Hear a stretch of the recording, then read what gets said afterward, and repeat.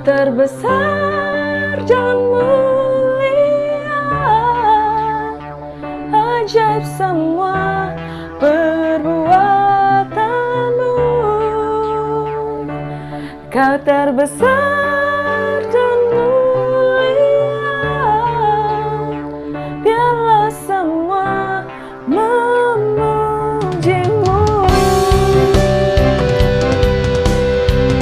Haleluya, sejemput jemaat Tuhan kita bangkit berdiri bersama-sama. Kita mau angkat pujian ini, haleluya.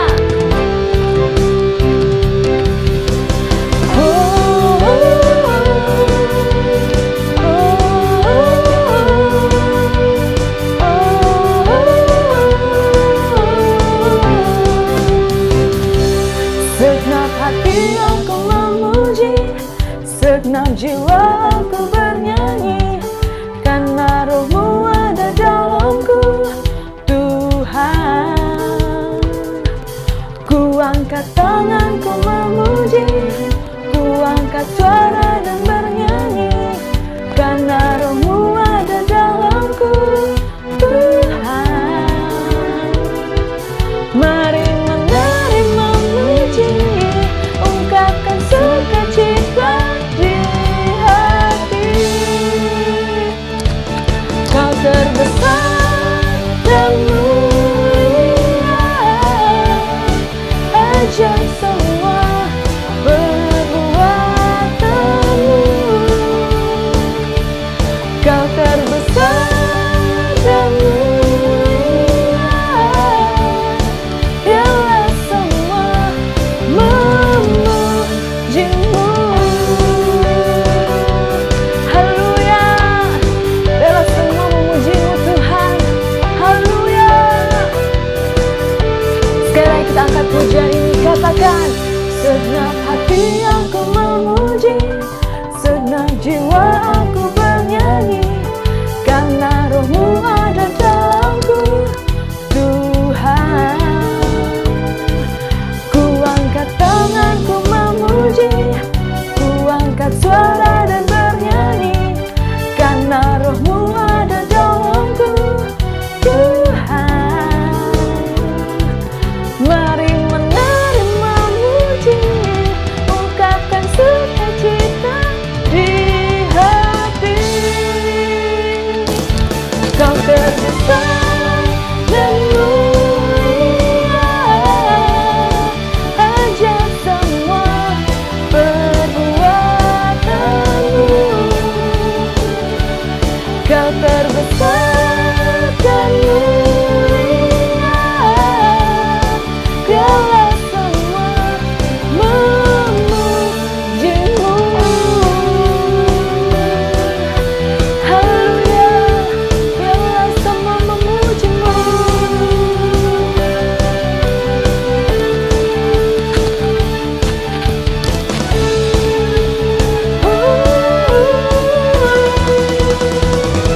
Kau terbesar dan mulia, ajaib semua perbuatanmu. Kau terbesar dan mulia, biarlah semua memujimu. Kau terbesar dan mulia, ajaib semua perbuatanmu. Kau terbesar dan mulia. Amin. Biarlah semua memujimu. Biarlah semua memujimu. Biarlah semua memujimu.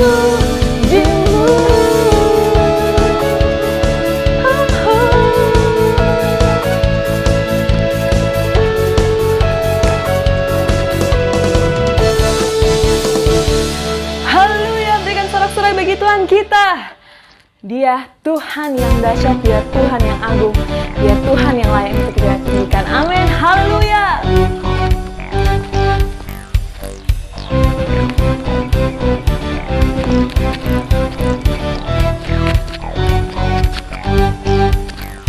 Dalam luku temukan sukacita. Dunia takkan sanggup ku berikan. Segala bebanku pun digantikan selama ku ada di dalammu. Kaulah sukacita, pengharapan dan kehidupan. Kau beri kekuatan, haleluya, bersukacita selamanya. Haleluya. Sekali lagi kita angkat pujian ini, katakan, Kau ada mendampingi setiap langkahku. Berikan kekuatan dengan Roh-Mu. Janji-Mu yang telah menuliskan, ku punya rancangan yang indah. Kaulah sukacita, pengharapan dan kehidupan. Kau beri kekuatan, haleluya, haleluya. Sukacita, pengharapan dan kehidupan. Kau beri kekuatan, haleluya, bersukacita selamanya. Haleluya. Kami mau bersukacita selamanya Tuhan, karena Engkau yang ada dalam kami. Kau Tuhan yang hidup, dan Engkau Tuhan yang sanggup mengubah segala keadaan dalam setiap kehidupan kami. Haleluya.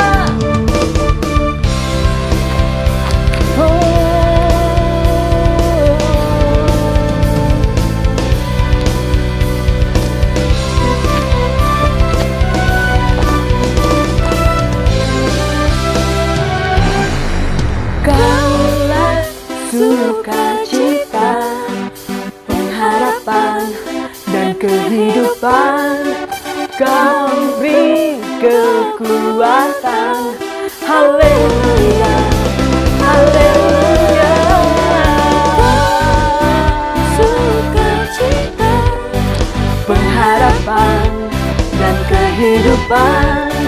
Kau beri kekuatan, haleluya, haleluya. Kaulah sukacita, pengharapan dan kehidupan. Kau beri kekuatan, haleluya, bersukacita selamanya, bersukacita selamanya.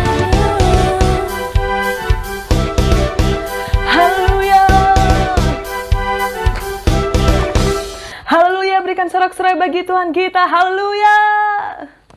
Saya akan duduk kembali jemaat Tuhan. Mari jemaat Tuhan, kita mau masuk lebih dalam lagi, masuk dalam hadirat Tuhan. Kita siapkan hati dan pikiran kita, fokus kita hanya tertuju sama Tuhan saja. Haleluya.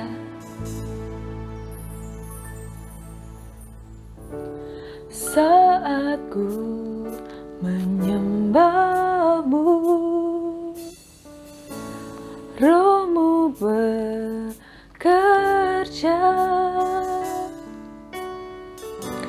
Saat ku memuji-Mu, Kau bertata di atas pujian.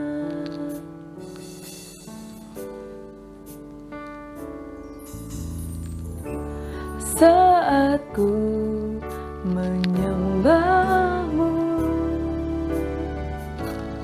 Roh-Mu bekerja. Saat ku memuji-Mu, saat ku memuji-Mu, Kau bertahta di di atas pujian, ku angkat hatiku,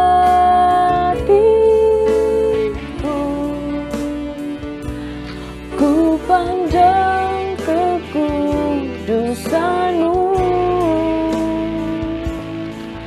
Saat ku sembah, ku puji-Mu, ku rasakan kehadiran-Mu Tuhan. Sekali lagi kita angkat pujian ini, katakan saat ku menyembah-Mu. Saat ku menyembah-Mu, Roh-Mu bekerja, Roh-Mu bekerja. Oh, saat ku memuji-Mu, Kau bertata di atas pujian, ku angkat hatiku, ku pandang kekudusan-Mu.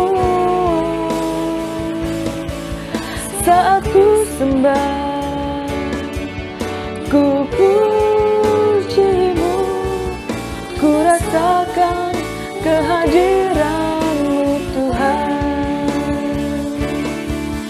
Oh, kami rasakan kehadiran-Mu Tuhan.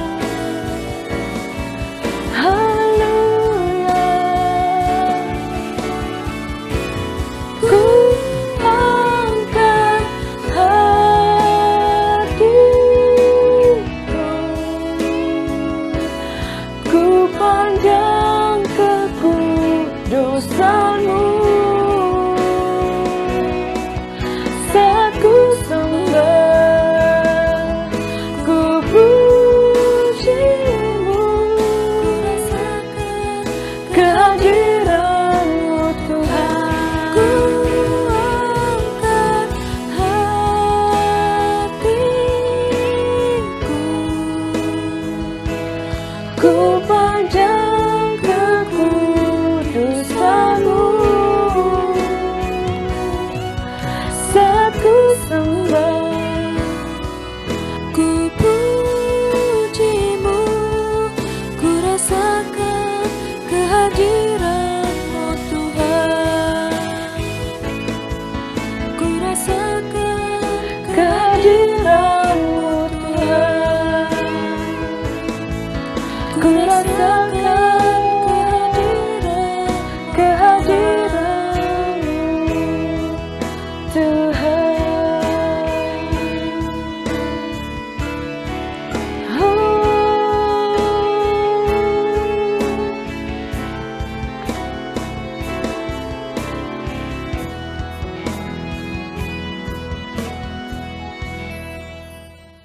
Bapak Ibu Jemaat yang terkasih, sebelum kita memberikan persembahan, mari kita hadir dalam doa.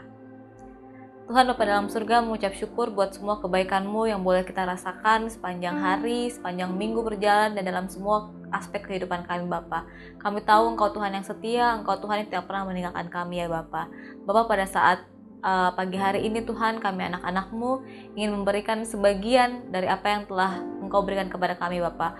Mungkin ini tidak bisa mengembalikan semua, tidak bisa membalas semua berkat dan kebaikan yang Engkau berikan kepada kami Bapa. Tapi ini biar Engkau terima sebagai korban ucapan syukur kami, sebagai pemberian kami yang tulus Tuhan, untuk hormat dan kemuliaan nama-Mu. Biar persembahan ini juga Tuhan boleh dipakai untuk memperlebar kerajaan surga. Terima kasih ya Bapa, kami mau memberi dengan hati yang sukacita sambil mengucap syukur. Dalam nama Tuhan Yesus kami sudah berdoa. Haleluya. Amin.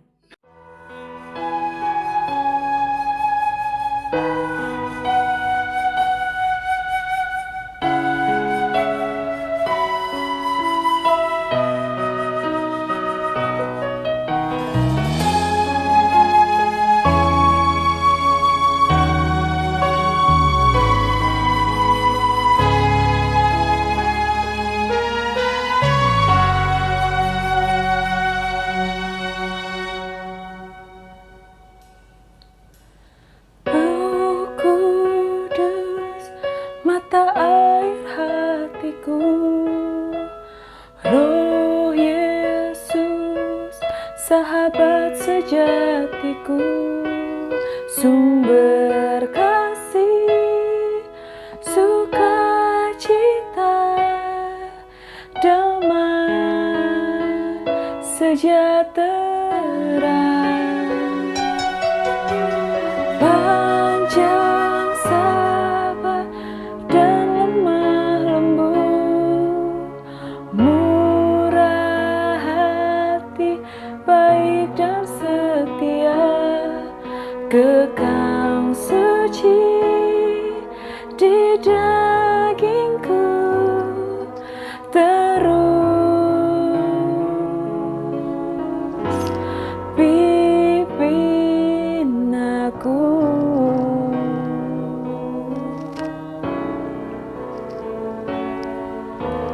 My best friend, Holy Spirit, Holy Spirit, my best friend.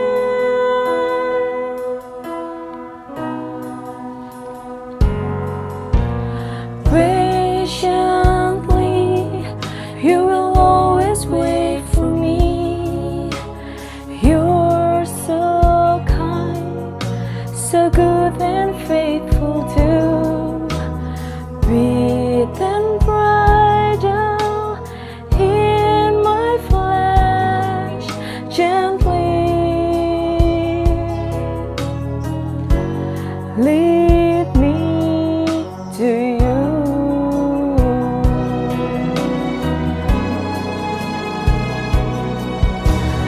My best friend, Holy Spirit, Holy Spirit,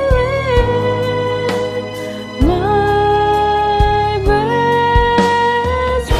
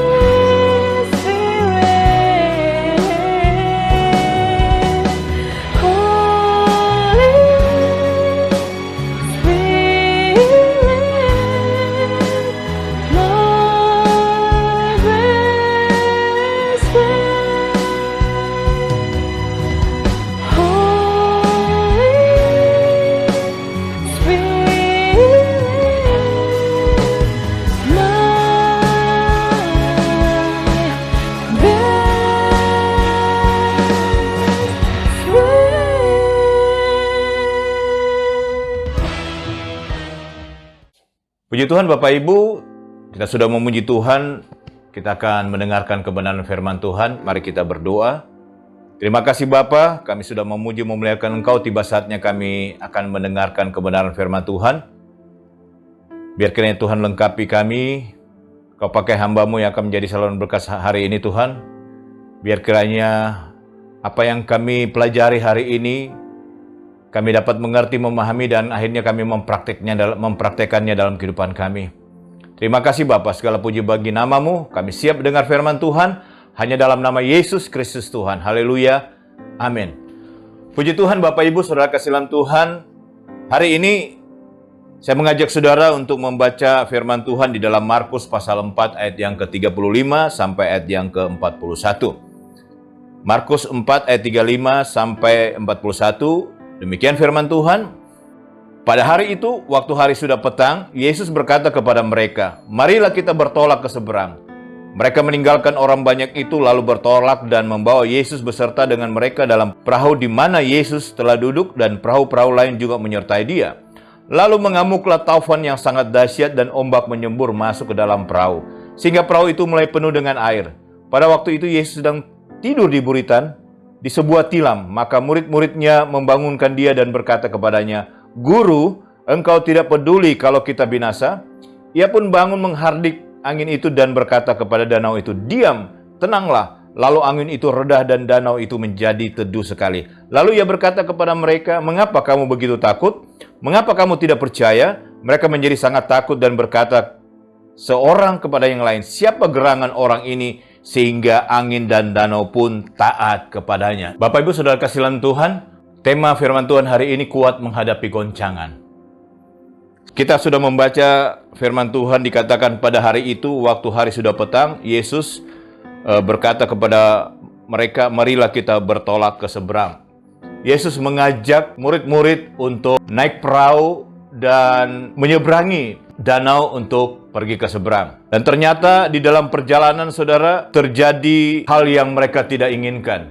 Justru ketika Yesus sedang beristirahat, di dalam perjalanan itu terjadi angin dan badai yang begitu luar biasa, saudara. Sehingga air yang ada atau ombak begitu tinggi sehingga air itu masuk ke perahu murid-murid. Dan mereka berusaha untuk mengeluarkan air itu.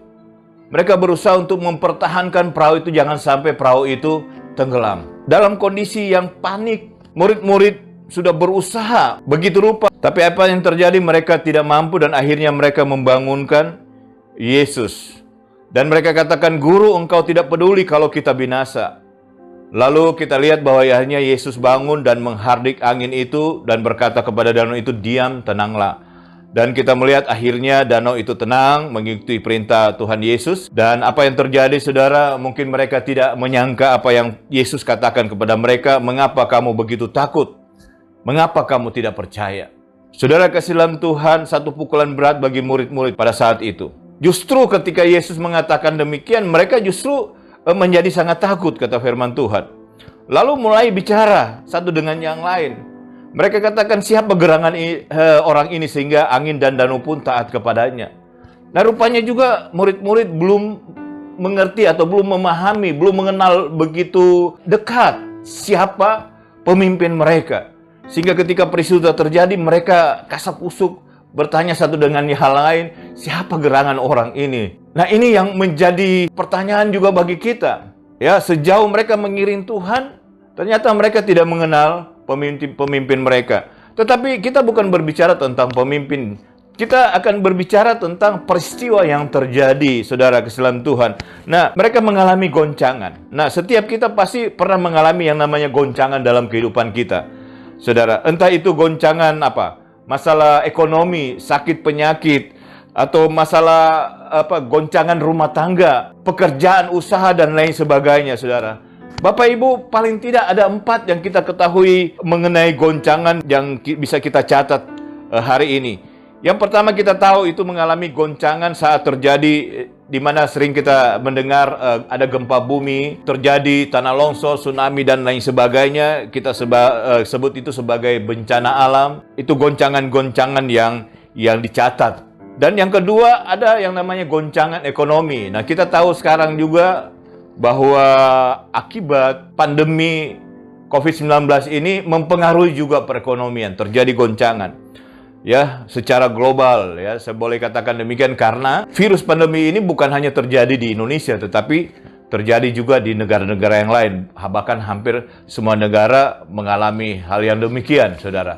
Nah, yang ketiga itu namanya goncangan kesehatan. Nah, kita tahu beberapa tahun yang lalu sebelum terjadi virus ini, belum kita mengalami virus corona ini, ada virus-virus yang lain yang sudah mendahului. Tetapi hari-hari ini kita sedang tergoncang tentang kesehatan kita. Kita tahu Departemen Kesehatan sedang berusaha juga untuk mengatasi dengan kemampuan mereka yang ada. Nah, hal yang keempat itu yang kita tahu pasti adalah namanya goncangan di dalam rumah tangga. Mengalami goncangan. Kita dapat menggali informasi dari berbagai media yang ada. Terjadi keretakan dalam rumah tangga, saudara kesalahan Tuhan. Terjadi juga peningkatan kehidupan anak muda yang hancur, yang berantakan dikarenakan karena kehidupan rumah tangga mereka, saudara. Mereka belum siap juga untuk berumah tangga. Nah, oleh sebab itu, Bapak Ibu Saudara kasihan Tuhan, kita harus mampu menghadapi setiap goncangan yang ada. Oleh sebab itu, Bapak Ibu, bagaimana kita bisa kuat dan mampu menghadapi setiap goncangan-goncangan yang ada? Kalau kita melihat di dalam ayat yang ke-35 sampai 37 dalam pembacaan tadi, dikatakan bahwa pada hari itu, waktu hari sudah petang, Yesus berkata kepada mereka, "Marilah kita bertolak ke seberang." Saudara, kita bisa melihat bahwa dalam pembacaan ini, Yesus sendiri yang mengajak murid-muridnya berangkat, naik perahu, mengarungi danau Galilea untuk pergi ke seberang. Dan kita tahu Yesus juga memang berada juga satu perahu dengan murid-muridnya, saudara. Tapi kita melihat bahwa dalam perjalanan itu murid-murid diterpa dengan badai yang dahsyat luar biasa. Nah, oleh sebab itu kita perlu pahami, ini hal yang pertama, saudara. Ya, bahwa ketika kita melangkah sesuai dengan kehendak Tuhan, ketika kita sudah mempersilakan Tuhan untuk hadir dalam perahu kehidupan kita, Bapak Ibu, bukan berarti kita tidak akan mengalami yang namanya goncangan. Nah, oleh sebab itu, hal yang pertama saya ingin sampaikan kepada saudara bahwa orang yang berjalan sesuai dengan kehendak Tuhan atau orang yang bersama-sama dengan Yesus, orang yang dekat dengan Yesus, bukan berarti dia bebas dari goncangan dalam hidupnya. Ini kebenarannya.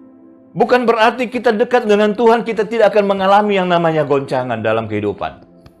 Nah, terbukti dalam pembacaan ini, kita melihat bahwa ternyata ketika Tuhan Yesus sendiri yang mengajak murid-muridnya untuk menyeberang ke seberang, saudara, di tengah perjalanan justru mereka mengalami yang namanya goncangan akibat dari angin tofan yang begitu kuat, sehingga membuat danau itu tergoncang dan ombak begitu tinggi dan akhirnya air masuk ke perahu mereka. Nah, oleh sebab itu, Bapak Ibu Saudara kasihan Tuhan, apabila kita menghadapi goncangan atau masalah dalam kehidupan kita, maka kita harus memiliki cara pandang yang benar. Jangan sampai saudara kita menyalahkan Tuhan. Nah, ada goncangan-goncangan atau masalah yang dikarenakan bukan karena kesalahan orang lain, tetapi justru karena kesalahan kita sendiri. Nah, saudara tahu di dalam Alkitab ada contoh yang namanya istri Lot. Dia akhirnya menengok ke belakang dan menjadi tiang garam. Bukan karena akibat orang lain, tetapi diakibatkan oleh dirinya sendiri. Sudah dikatakan jangan menoleh ke belakang, tetapi itu dia lakukan, saudara. Nah, yang berikutnya, saudara, ketika saudara mengendarai kendaraan roda 2, kita tahu aturannya kita harus memakai helm. Nah, salah satu fungsi dari helm itu adalah menghindari kita dari benturan di kepala.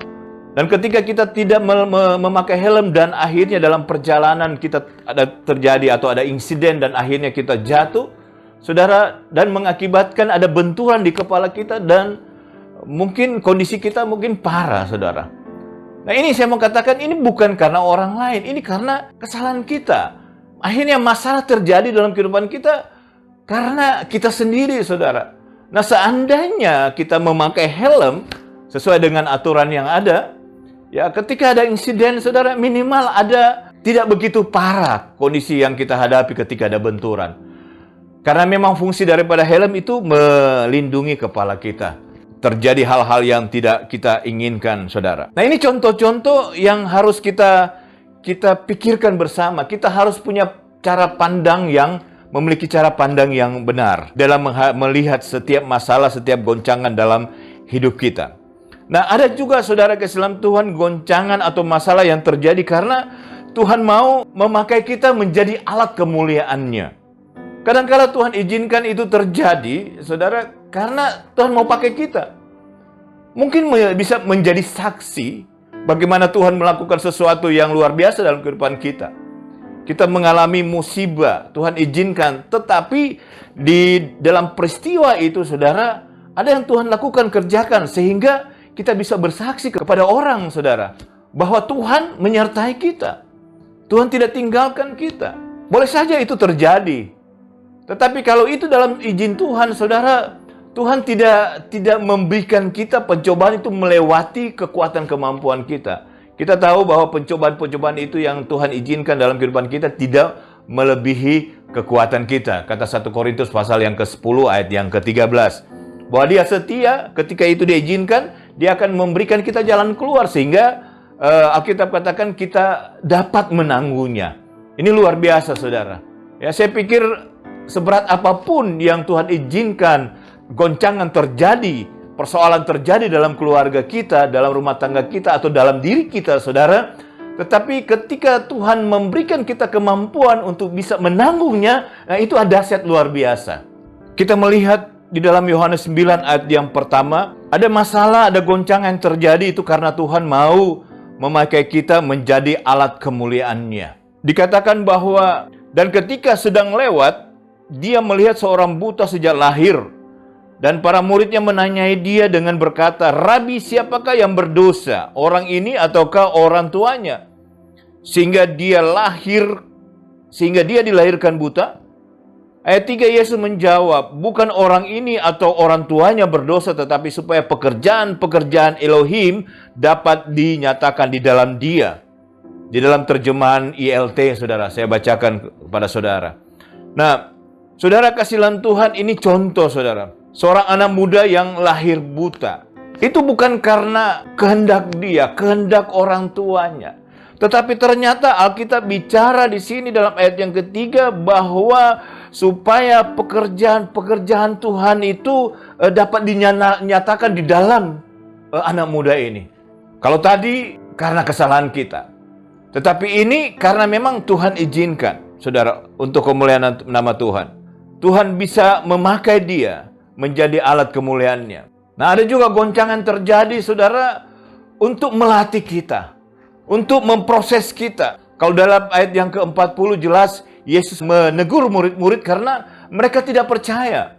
Ya, Yesus mengizinkan goncangan terjadi agar supaya Yesus bisa melihat kapasitas sejauh mana atau sampai di mana keyakinan mereka, kepercayaan mereka kepada Yesus.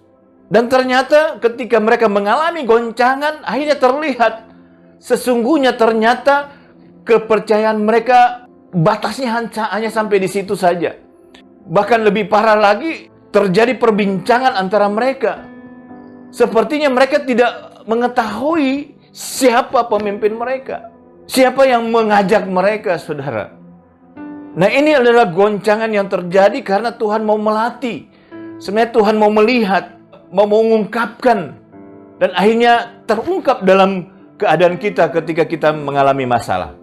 Nah, oleh sebab itu Bapak Ibu Saudara kasih dalam Tuhan, sekali lagi bahwa ketika kita dekat dengan Tuhan, ketika kita punya hubungan yang erat dengan Tuhan, bukan berarti kita akan bebas dari yang namanya goncangan di dalam hidup ini. Nah, hal yang kedua, Saudara kasih dalam Tuhan, kalau kita melihat dalam ayat yang ke-38, dalam pembacaan tadi dalam Markus pasal 4, diungkapkan jelas bahwa murid-murid memiliki satu sikap yang negatif dan akhirnya menyalahkan Tuhan. Sepertinya ya mereka melihat bahwa Tuhan sengaja mengajak mereka untuk mereka binasa di danau itu. Apakah engkau mau biarkan kami binasa? Ya, mereka datang kepada Tuhan tapi dengan satu pikiran yang negatif, saudara. Akhirnya terungkap dengan kalimat-kalimat yang mereka sampaikan. Ya, mereka memandang bahwa Tuhan itu tidak mempedulikan kesulitan yang sedang mereka hadapi. Karena ketika mereka sedang berusaha untuk mengeluarkan air-air yang sudah masuk di dalam perahu agar supaya perahu itu jangan tenggelam, saudara, mereka sempat memperhatikan, loh, kok orang yang mengajak kami ini kok diam aja, tidur malah, saudara.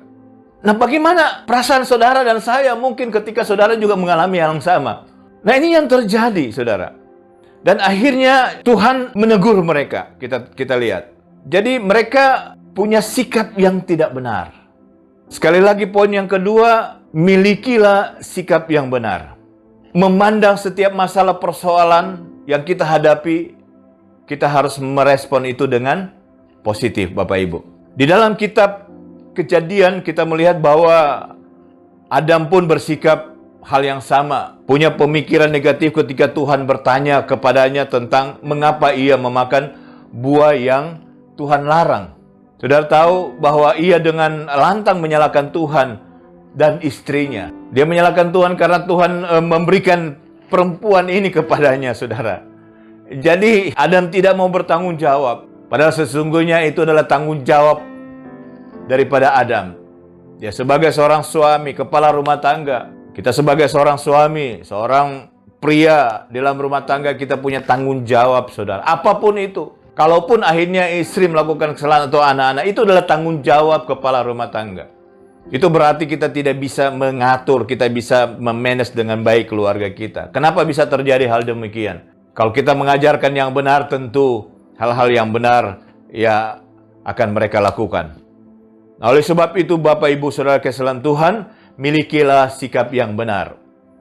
Nah, Ayub ketika dia mengalami kondisi terburuk di dalam kehidupannya, saudara, dia mengalami di mana anak-anaknya mati, hartanya habis, mengalami penyakit, saudara, yang cukup parah.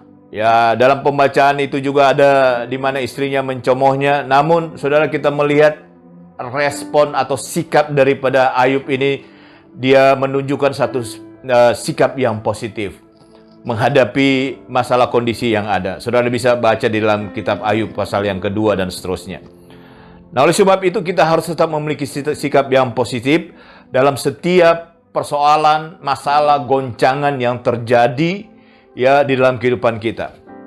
Setiap kita mengalami goncangan, kita sikapi dengan satu sikap yang positif. Nah, saudara, sikap yang positif ini, saudara, muncul dari sebuah dasar pemikiran bahwa melalui setiap masalah Tuhan sedang membentuk kita. Melalui sebuah persoalan, dengan kita memandang atau merespon dengan benar, saudara, kita bisa melihat bahwa Tuhan sedang melakukan sesuatu yang terbaik tentunya bagi kita.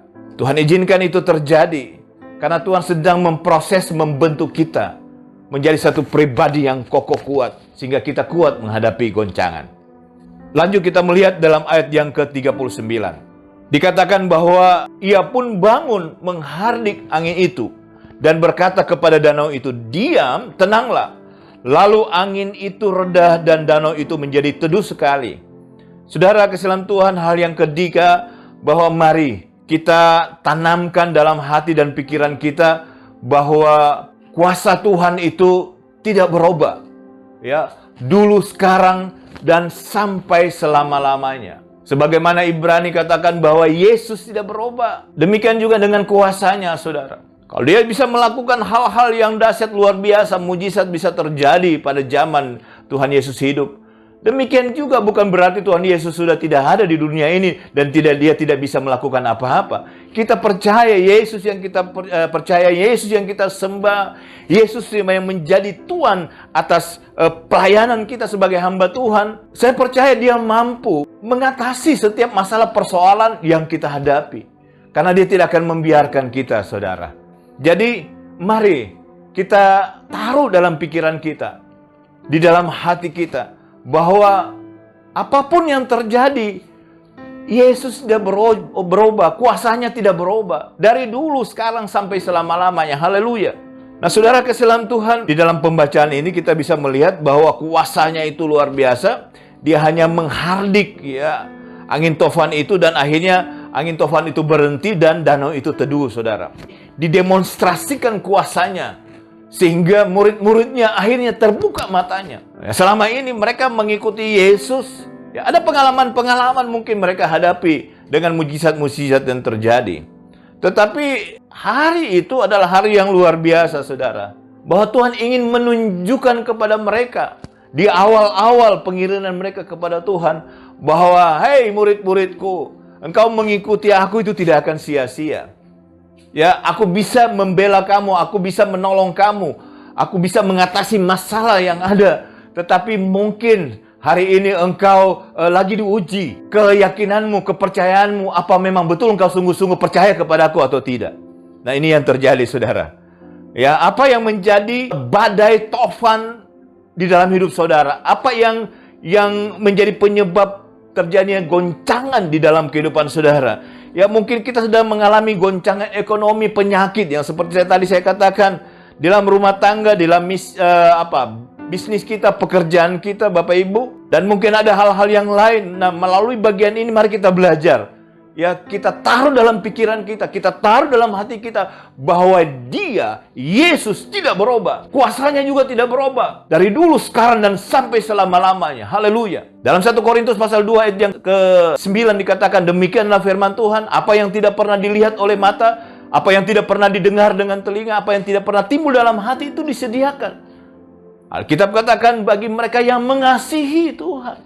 Bapak Ibu Saudara keselam Tuhan, jangan kita khawatir dengan kehidupan kita ini ketika kita mengalami goncangan dalam hidup ini. Saudara, saya tidak memperpanjangkan firman Tuhan pada hari ini. Tetapi setiap kita saat ini mungkin sedang menghadapi goncangan dalam kehidupan kita. Apakah itu masalah rumah tangga, sakit, penyakit, ekonomi, pekerjaan, atau bisnis, saudara.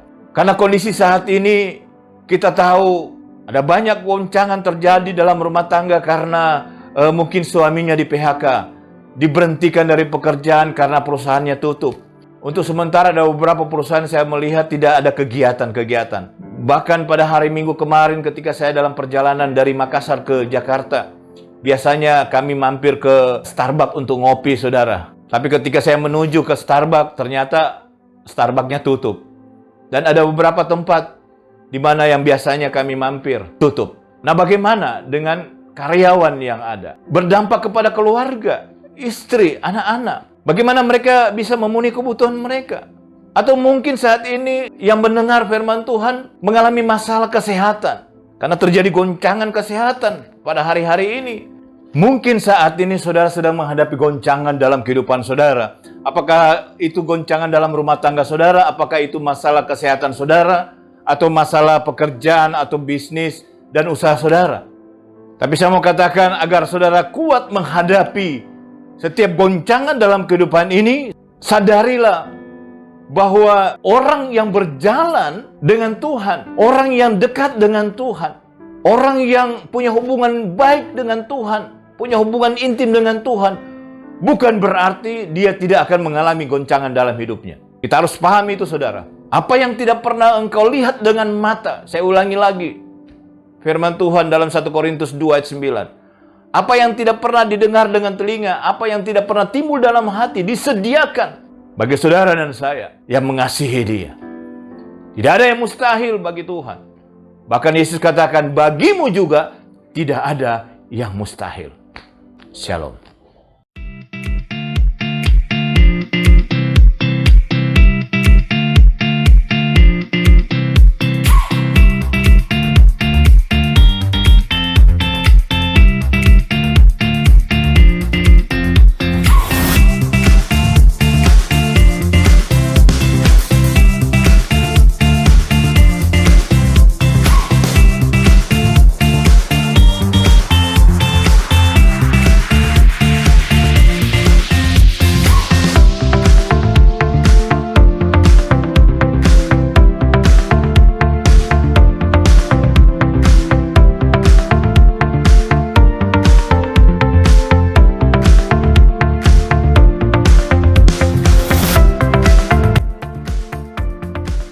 Sudahkah anak Anda beribadah hari ini? Jangan lewatkan kesempatan untuk setiap anak-anak bisa beribadah di Holy Kids Panama Online Service yang dapat diakses melalui channel YouTube GKMI Efrata Panama. Doa malam online akan diadakan setiap hari Jumat pukul 19 sampai 20.30 malam. Bagi jemaat Tuhan yang rindu memberikan persembahan, dapat melakukannya melalui transfer Bank BCA di nomor rekening 405-1237-123 atas nama Fares Rombot dan Trisnowati. Dan untuk persepuluhan dapat dilakukan melalui transfer Bank BCA di nomor rekening 789-0808-292 atas nama Fares Rombot dan Joni Coasi.